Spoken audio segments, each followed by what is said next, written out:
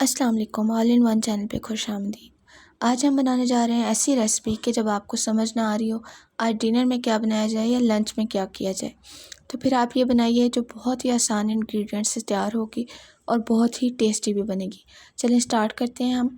First of all हमने इसमें oil add करना है कढ़ाई में। ऑयल इतना हो कि आपके जितने आलू हैं वो इसमें आसानी से फ्राई हो सकें। अब हमने ले लिया आलू को हमने अपनी मर्ज़ी से जिस शेप में आप कट करना चाहते हैं आप कट कर सकते हैं।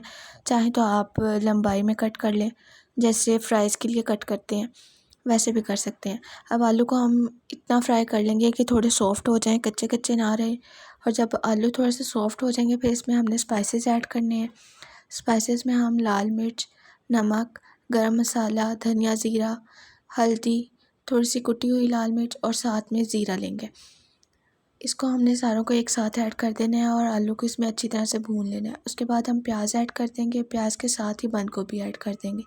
बंद गोभी ऑप्शनल है, अगर आप डालना चाहते हैं तो डाल दें, लेकिन इससे टेस्ट बहुत ज़्यादा इन्हांस हो जाता है। अगर आप ऐड कर देंगे तो ज़्यादा अच्छा रहेगा।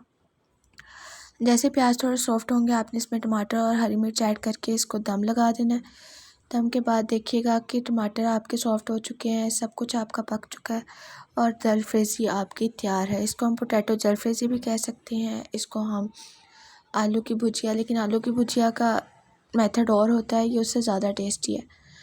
तो जी हमारी रेसिपी तैयार है। अगर आपको पसंद और सब्सक्राइब करना मत भूलिएगा। मिलते हैं आपसे नेक्स्ट वीडियो में, तब तक के लिए हमें इजाज़त दीजिए। अल्लाह हाफ़िज़।